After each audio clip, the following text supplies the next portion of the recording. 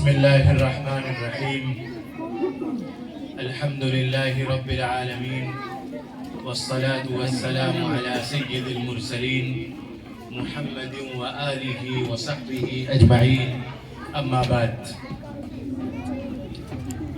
العلم عائشہ مکتب کے طلباء و طالبات، ان کے والدین، یہاں موجود بزرگوں اور بھائیوں اور پاس کے ایک مکان میں موجود ماں اور بہنوں، اس وقت ہم اور آپ ایک محلے کی مسجد میں چلنے والے مکتب کے سالانہ جلسے میں شریک ہونے کے لیے یہاں آئے۔ یہ عام جلسوں، عام بیانات سے ذرا مختلف تقریب ہے۔ اس میں جو کچھ مغرب بعد سے اب تک پیش کیا گیا ہے، اگر آپ اس وقت نہ بھی رہے ہوں، ہم بھی نہیں تھے، تو کم از کم ابھی ایک بچی نے یہاں آ کر جو تقریر کی، یا ابھی بعد میں بھی ایک آدھ بچے کچھ پروگرام اپنا پیش کریں گے، اس سے ہم یہ جان سکتے ہیں کہ ماشاءاللہ مکتب میں محلے کے بچوں اور بچیوں کے آنے سے فائدہ کیا ہو رہا ہے۔ میں نہیں جانتا یہ بچی کون تھی، کس گھر کی تھی، لیکن جب یہ بچی گفتگو کر رہی تھی تو یقین جانیے کہ رسول اکرم صلی اللہ علیہ وسلم کی سیرت کے بارے میں ایسے واقعات کی طرف اس کی گفتگو میں اشارہ تھا، اس نے اس کو یاد کیا تھا، اور امید ہے بلکہ یقین ہے ایسا ہوتا ہے کہ یہ سب کچھ جو یہاں بولا گیا وہ وہاں اس نے پڑھا بھی ہے، سمجھا بھی ہے۔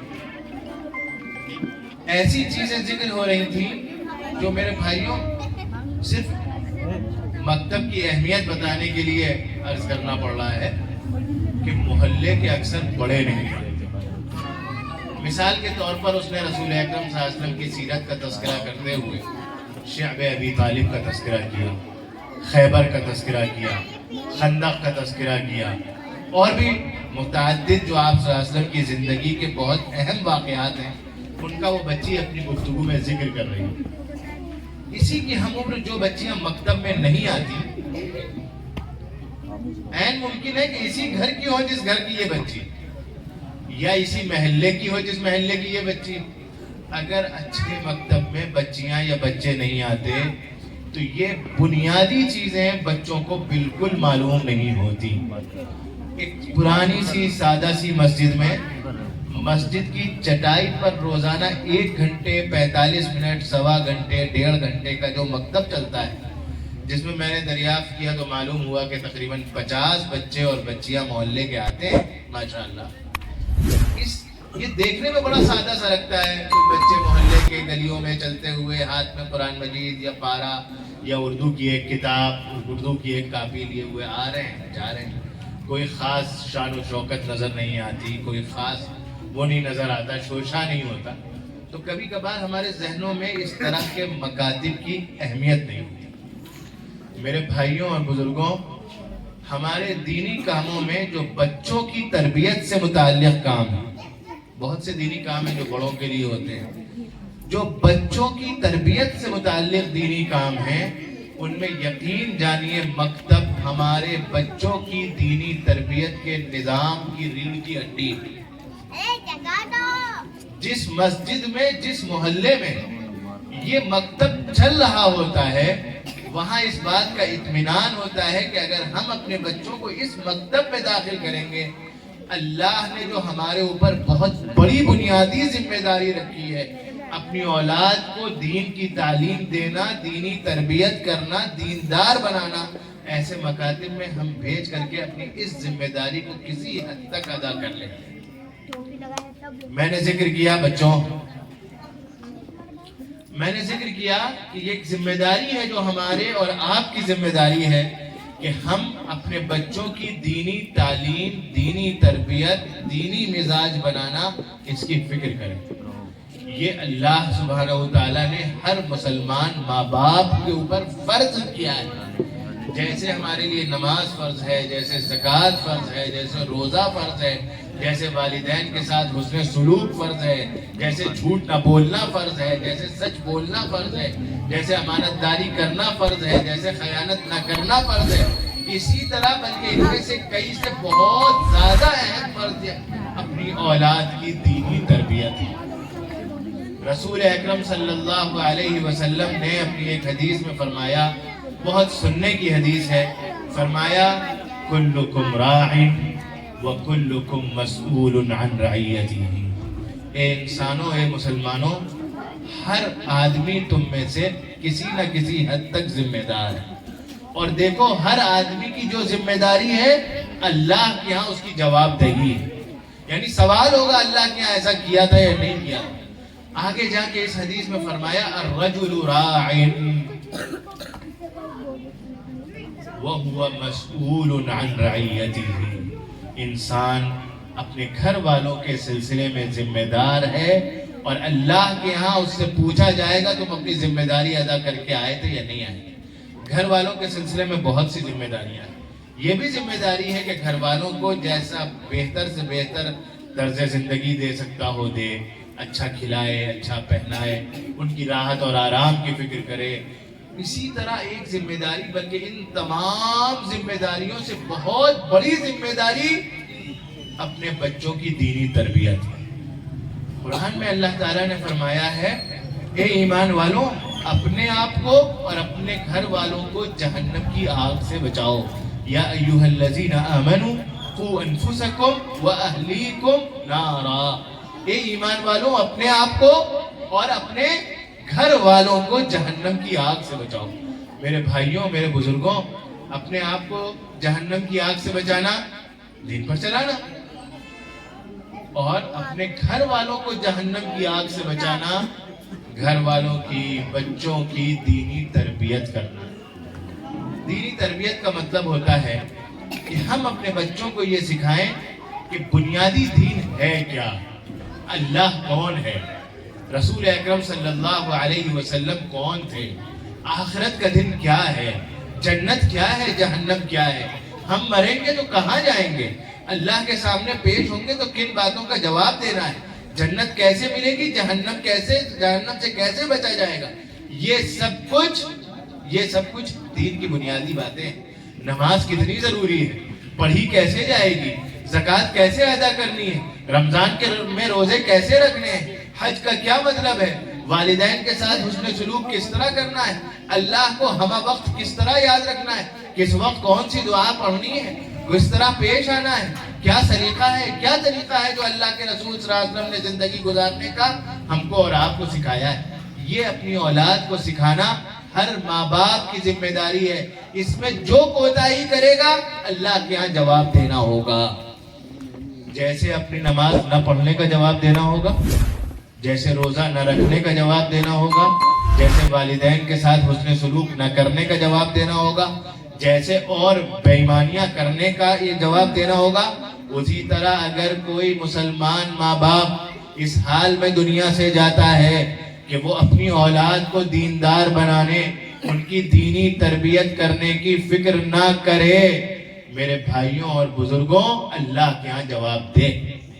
جو اللہ کے ہاں سوالات ہم سے ہونے ہیں، جو اللہ نے ہم کو ذمہ داری دی ہے جس کے بارے میں ہم جواب دیں ہیں، اور اللہ کے ہاں اس کے بارے میں ان کے بارے میں ہم سے سوالات ہوں گے، ان میں ایک یہ بھی ہے کہ اولاد کی تربیت کیسی۔ یہ ایسی چیز ہے میرے بھائیوں کہ قرآن مجید نے بہت سے نبیوں کا تذکرہ کیا ہے کہ وہ اپنے گھر میں سمجھایا کرتے تھے، بچوں سے کہا کرتے تھے، اے بچوں، دین پر قائم رہنا اور اسی پر چلنا، اللہ کی اطاعت کرتے ہوئے زندگی گزارنا۔ حضرت ابراہیم اور حضرت یعقوب علیہ السلام کے سلسلے میں قرآن نے ذکر کیا، اللہ تعالیٰ نے اس نمونے کو خاص طور پر کوٹ کیا ہے، ذکر کیا ہے، تاکہ اس سے ہم اور آپ سیکھیں کہ ہمیں اپنی اولاد سے کہنا کیا ہے، اس کی تربیت کیسے کرنی ہے۔ کہا یا بنی ان اللہ اصطفى لکم الدین فلا تموتن الا وانتم مسلمون۔ دو نبیوں کے بارے میں، حضرت ابراہیم اور حضرت یعقوب کے بارے میں قرآن نے ذکر کیا ہے کہ وہ اپنی اولاد سے کہا کرتے تھے، اے میرے بیٹوں، اللہ نے یہ دین اسلام تمہارے لیے پسند فرمایا ہے، منتخب کیا ہے، تو دیکھو موت اسی حال میں آئے پوری زندگی اسی طرح گزرے، موت اسی حال میں آئے کہ تم اسلام پر چلنے والے اور اللہ کی اطاعت کرنے والے ہو۔ یہ حضرت ابراہیم کا نمونہ ذکر کس لیے کیا گیا ہے؟ یہ اس لیے کیا گیا تاکہ ہم سیکھیں۔ دیکھو نبیوں کی یہ فکر تھی گھر کے سلسلے میں، یہ ہم کو اپنے گھر میں برتنی، اپنے بچوں کا مزاج یہ بنانا ہے۔ یہ فکر ایسی تھی، اس لکھنؤ میں تو ہر دیندار آدمی نے سنا ہوا ہے، حضرت مولانا علی میاں رحمۃ اللہ علیہ اس بات کو اتنا کہہ گئے، اتنا بار بار کہہ گئے، اور ان سے سن کر ہم جیسے چھوٹوں نے بار بار کہا کہ وہ تقریباً ہر دیندار آدمی کے ذہن میں وہ واقعہ پہنچ گیا۔ اگرچہ قرآن نے ذکر کیا ہے کہ حضرت یعقوب علیہ السلام کا جب انتقال ہونے لگا تو انہوں نے انتقال سے پہلے اپنے بچوں کو جمع کیا اور اپنے بچوں سے پوچھا ما تعبدون من بعدی، میرے بعد تم کس کی عبادت کرو؟ ابھی ہم نے سنا نا حضرت یعقوب اور حضرت ابراہیم کے بارے میں قرآن نے ذکر کیا ہے کہ وہ اپنی اولاد کو نصیحت کیا کرتے تھے، کہا کرتے تھے بچوں دیکھو یہ دین اللہ کا ہے، اللہ کا پسند کرتا ہے، اسی پر جینا ہے، اسی پر مرنا ہے۔ اور یہ ایک بات کہ بالکل مرتے پورا خاندان نبیوں کا خاندان ہے، وہ نبی، ان کے ابا نبی، ان کے چچا نبی، بڑے ابو نبی، ان کے دادا نبی، خود ان کی اولاد میں حضرت یوسف نبی، اسی اولاد کو جس اولاد میں سے ایک نبی مزید ہے ان کو جمع کر کے پوچھ رہے ہیں اللہ ہی کی عبادت کرو گے، شرک تو نہیں کرو گے؟ یہ انبیاء کی فکر تھی، گھر والوں کے سلسلے میں یہ نبیوں کی فکر تھی جو قرآن نے ذکر کی۔ اسی طرح حضرت اسماعیل علیہ السلام کے سلسلے میں قرآن مجید نے ذکر کیا وَكَانَ يَأْمُرُ أَهْلَهُ بِالصَّلَاةِ وَالزَّكَاةِ، وہ اپنے گھر والوں کو، اپنے بیوی بچوں کو نماز پڑھنے کی اور زکوٰۃ دینے کی تاکید کیا کرتے تھے۔ اور آخری درجے کی بات یہ کہ جناب رسول اکرم حضرت محمد صلی اللہ علیہ وسلم کو قرآن مجید نے حکم دیا، اور جب ان کو حکم ہے تو ہم کو تو کتنا زیادہ حکم ہوگا، ان کو حکم دیا وَأْمُرْ أَهْلَكَ بِالصَّلَاةِ، اپنے گھر والوں کو نماز پڑھنے کی تاکید کرو، ان کو نمازی بناؤ۔ ان کا جیسا پاکیزہ گھر وہاں کون بے نمازی ہے؟ کیا سوال! لیکن پھر بھی ان کو تاکید کی جا رہی ہے اپنے گھر والوں کو یہ تاکید کرو۔ یہ ہمارے اور آپ کے لیے نمونہ ہے اس بات کا کہ اپنی اولاد کو دیندار بنا کر کے جانا ہے۔ جیسے ایک انسان پلان کرتا ہے، جب اولاد تھوڑی سی بڑی ہونے لگتی ہے تو ہر انسان کے ذہن میں ایک فکر آتی ہے میں اس اولاد کو اس کے پاؤں پر کھڑا کر کے میں ان کے لیے خوشحال مستقبل چھوڑ۔ اچھی بات ہے، اللہ اور اللہ کے رسول بھی یہ چاہتے ہیں کہ ماں باپ اپنی اولاد کو اس حال میں چھوڑ کر کے جائیں کہ وہ اچھے کھاتے پیتے حال میں ہوں۔ بات آ گئی ہے تو میں آپ سے ذکر کروں، رسول اکرم صلی اللہ علیہ وسلم کے پاس ایک صاحب آئے اور انہوں نے آ کر کے کہا کہ یا رسول اللہ میں اپنا سارا مال اللہ کے راستے میں صدقہ کرنا چاہتا ہوں۔ آپ صلی اللہ علیہ وسلم نے فرمایا اگر ایسا کر دو گے تمہارے بچوں کیا ہوگا؟ پھر اس کے بعد آپ نے جملہ فرمایا إِنَّكَ أَنْتَظَرَ وَرَثَتَكَ أَغْنِيَاءَ خَيْرٌ مِّنْ أَنْتَظَرَهُمْ عَالَةً يَتَكَفَّفُونَ النَّاسِ، دیکھو اپنے بچوں کو خوشحال چھوڑ کر کے جاؤ اس دنیا سے، یہ بہتر نہیں ہے کہ اس حال میں چھوڑ کر کے جاؤ کہ وہ بیچارے غریب ہوں، غربا ہوں، بہت خراب حال میں ہوں، دوسروں کے محتاج ہوں، ہاتھ پھیلا کے دوسروں سے مدد مانگیں۔ اس کا مطلب کیا ہے؟ اس کا مطلب یہ ہے کہ اللہ اور اللہ کے رسول چاہتے ہیں کہ آپ صدقہ کریں، لیکن اتنا نہ کر دیں کہ اپنی اولاد خراب حال میں چلی جائے۔ تو اولاد کو خوشحال چھوڑ کر کے جانا یہ رسول اکرم صلی اللہ علیہ وسلم کی تعلیم ہے۔ تو جس طرح یہ ماں باپ کی فکر ہے اور یہ ہماری فطری چیز ہے، ہر ماں باپ کی خواہش ہوتی ہے کہ میں جب اس دنیا سے جاؤں تو اولاد کے لیے کچھ انتظام کر گیا ہوں، اس کو پاؤں پر کھڑا کر گیا ہوں۔ آج کل کے زمانے میں لوگ ایسی تعلیم دلانا چاہتے ہیں جس سے کہ وہ باروزگار اور اچھی خوشحال زندگی گزارے، ٹھیک ہے۔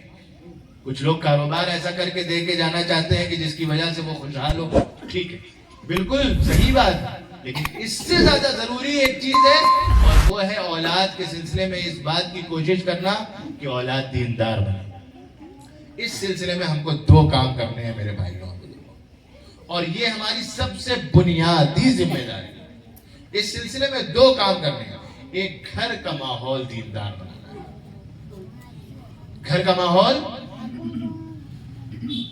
اللہ کا یہ مطالبہ ہے، رسول اکرم صلی اللہ علیہ وسلم کا یہ مطالبہ تھا اپنے زمانے میں، اور آپ اپنے زمانے میں لوگ مسلمانوں سے کہا کرتے تھے، صحابہ سے کہا کرتے تھے، گھر کا ماحول دیندار رکھو۔ کتنا آپ کو اس کا خیال تھا کہ حدیث کی کتابوں میں بار بار کا یہ واقعہ ہے، نقل کیا گیا، بار بار ایسا ہوا کہ آپ صلی اللہ علیہ وسلم نے مسجد نبوی میں نماز پڑھائی، سلام پھیرا، نماز پڑھنے کے بعد، سلام پھیرنے کے بعد کہا، اے لوگوں، یہ سنت مؤکدہ اور نوافل وغیرہ جو اب تم کو پڑھنی ہے، جا کر کے گھر پر پڑھو۔ گھروں کو قبرستان مت بناؤ، وہاں اللہ کی عبادت کیا کرو۔ قبرستان مت بناؤ کا مطلب ایسے گھر جن میں اللہ کی عبادت کا ماحول نہ ہو۔ آپ چاہتے یہ تھے کہ یہ نمازیں جا کر کے لوگ گھر پر پڑھیں، تاکہ جب ہم گھر پر سنت نفل پڑھیں گے تو بچے یہ دیکھتے ہوئے بڑے ہوں گے نا کہ اولاد کہ ابا کہاں نماز پڑھ رہے ہیں۔